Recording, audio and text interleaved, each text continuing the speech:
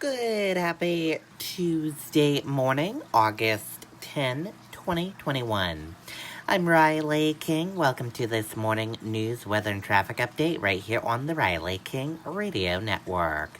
Let's get started right now. First up, let's get to your news updates. First up, UNH police announced 2 reports of man meeting women on dating sites, then sexually assaulting them. Let's take a listen to that video from WMUR News 9. My old roof was an asphalt roof. It was really starting to look ragged. It's an island house. I wanted it to blend in better, so I decided to go with a metal roof. I actually went to Rubber Metal Roof, and they explained everything about a metal roof to me. There was a separate crew who actually brought the materials out here on a barge and got it all set up, and then there was the installers. Both crews that I worked with were fantastic. They really exceeded my expectation of what a metal roof and how they installed it would be. Visit us. UNH police issuing a warning tonight about 2 separate reports involving sexual assault. The department says a male UNH student assaulted 2 women at his off-campus apartment on Madbury Road. Police say the alleged suspect met his victims on the dating apps Bumble and Tinder. One assault took place on July 21st and the other on August 7th. One victim is also a UNH student. UNH police described the alleged suspect as standing 5'9", weighing 185 pounds, with brown hair and brown eyes. Because the incidents took place off campus, Durham police are spearheading this investigation. The department tells News 9, other than stating that it has identified an alleged suspect in these cases, it will not further comment due to an ongoing investigation. The department is, however, sharing safety tips for online dating, including make sure you have some idea of who the person is before you meet. Discuss your dating plans, expectations, and ground rules. Avoid meeting in private areas. Instead, meet in a restaurant, cafe, or public place with lots of people around. And that was Tim Callery reporting. If you have any information on these cases, Durham police are asking you to give them a call. The number is right there on your screen, 603-868-2324. Okay, and there you go on that video and that report. Fire that destroyed River Dave's encampment, likely accidental, according to Canterbury Fire Chief. Let's take a listen to that video from WMUR News 9. Plymouth Ford is now New Car Ford of Plymouth. That's right, Plymouth Ford is now New Car Ford. Kindness kills me. Kindness kills. The man known as River Dave is blown away by all the support he's getting from across the country. I can't even express what I want to say. It's just beyond my ability to form words to express my gratitude for what people are doing. I'll break down and cry if that's time. 81-year-old David Lidstone is staying with friends after the cabin he lived in burned to the ground last week. He occupied that encampment for 27 years and was recently jailed for 3 weeks, accused of squatting on someone else's property, but Lidstone disputes the ownership.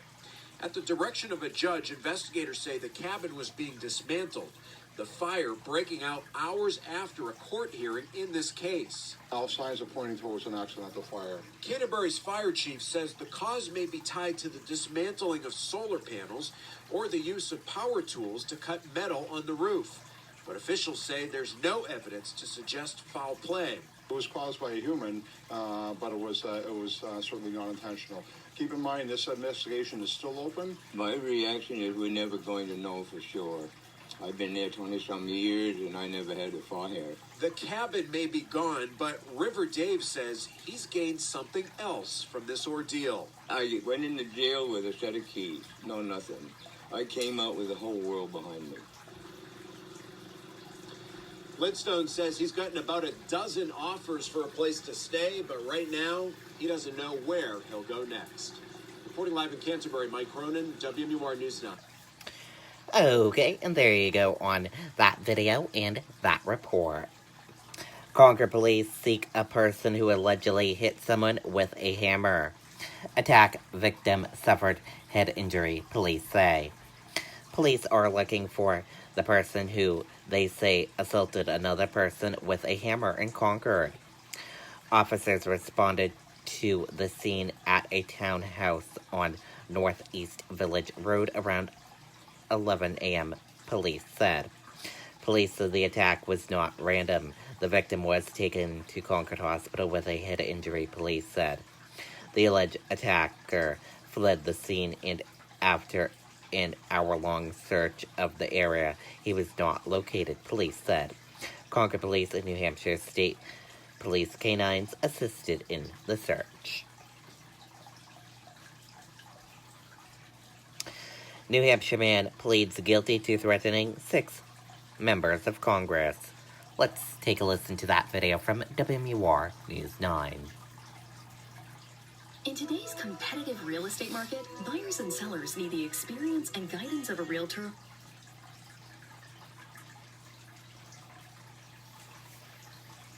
Well, Ryder Winiger was arrested back in January after he left threatening voicemails to several members of Congress. On Friday, he pleaded guilty to federal charges in federal court to 6 counts of threatening members of Congress and 1 count of transmitting interstate threatening communications. Now, according to court documents, in the early morning hours of December 16, 2020, Winiger left voicemails at the D.C. offices of 6 members of Congress. In some of those messages, Winiger identified himself by name or identified his telephone number. Acting U.S. Attorney John Farley says in the voicemails, Winiger threatened to hang the members of Congress if they did not, quote, get behind Donald Trump. The threats were very concerning to the members of Congress. They reached out to the United States Capitol Police, who then contacted law enforcement, including our office here in New Hampshire, and then we began to investigate. There is no indication in the public record of him being part of any larger group. Now, following his arrest in January, investigators found out about a separate email sent to a member of the New Hampshire State House in which Winiger threatened to drag him out of bed and hang him. Sentencing is set for December 1st. Reporting live, I'm Tim Callery, WMUR News. Okay, and there you go on that video and that report. Peterborough Theater expanding proof of vaccination movie screenings. Let's take a listen to that video from WMUR News 9.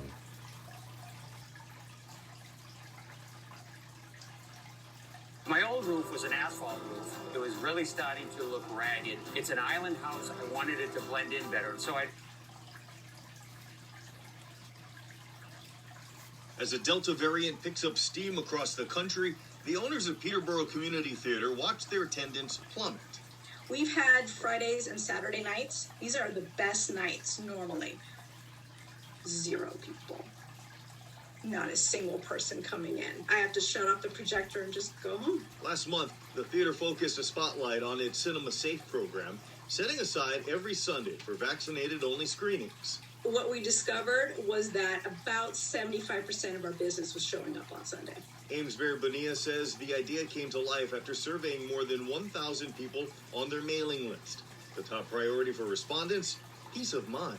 And that was the one thing that took them from feeling, no, I'm not so comfortable, to, yeah, I'm comfortable with that. That I would come to. Now they're adding a second screening day, beginning this Thursday. We're perfectly happy with them providing us with a photo on their phone or a copy of one. But they do have to present it. They can't just say, oh, I've been vaccinated, but I left it at home. That doesn't work. While Amesbury Bonilla isn't sure if this will be a long-term solution, she has seen other cities trend in a similar direction. New York's definitely one of them. That's kind of leading the charge on that, where you can get basically a key to the city by providing your vaccination proof. The Sundance Festival-admitted documentary Summer of Soul begins its vaccination-only screening this Thursday. Mike Cherry, WMUR News.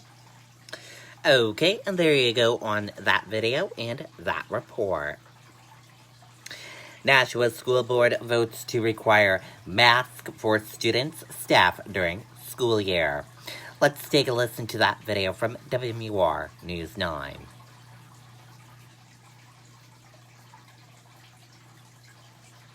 Golden Corral in Manchester is open and now offers a weekend breakfast buffet. Come on in for a safe, comfortable, customer-friendly experience featuring a delicious, fresh, all-you-can-eat buffet of homemade favorites. Golden Corral at the shops at South Willow in Manchester, the only one for everyone. COVID-19 news tonight. The Nashua School Board has just voted to require all students and staff to wear masks inside school buildings and buses when the school year begins. It's just part of its safe return to school plan.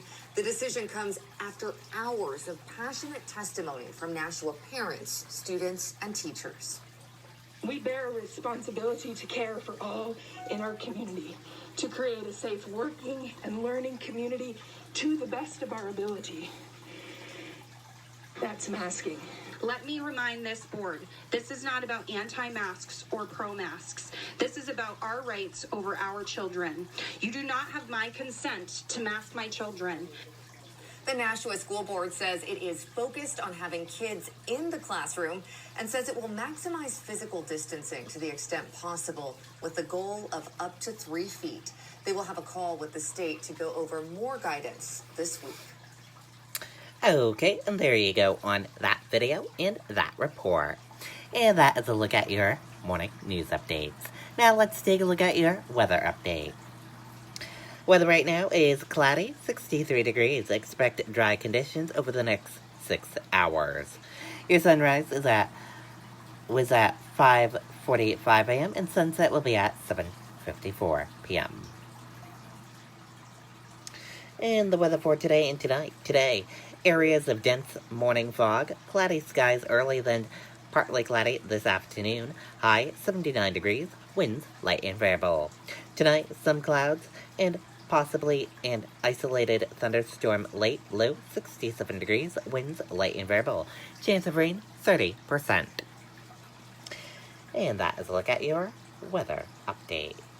And we have 2 advisory weather alerts for you as well, real quick. A dense fog advisory until 8 o'clock a.m. and then a heat advisory in effect from noon to 8 p.m. Wednesday. And that is a look at your morning weather update. Now let's take a look at your traffic update.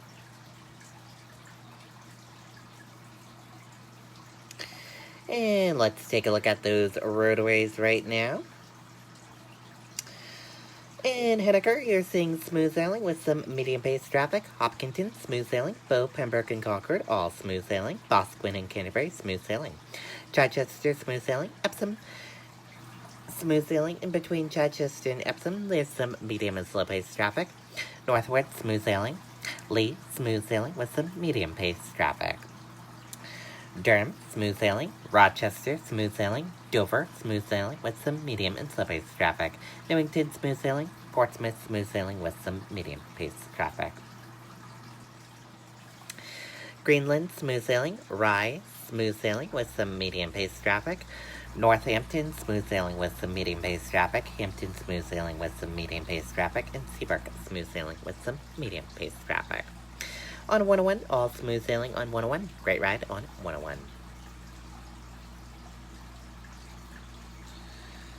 Around the Hooksett and Manchester area, you're seeing smooth sailing with some medium-paced traffic. Goffstown, smooth sailing with some medium-paced traffic. Bedford, smooth sailing with some medium-paced traffic. Amherst, smooth sailing. And Milford, smooth sailing with little spots of medium-paced traffic. Merrimack, smooth sailing. Nashua, smooth sailing with some medium-paced traffic. Nashua, Milford, smooth sailing with some medium-paced traffic. Derry, Londonderry, Windham, Salem into the border, Massachusetts. You got smooth sailing with some spots of medium-paced traffic. And that is a look at your morning traffic watch for this morning. And that does it for this morning edition of your morning news, weather, and traffic update right here on the Riley King Radio Network. Thank you for tuning in and listening. Have a great day, everyone. Goodbye.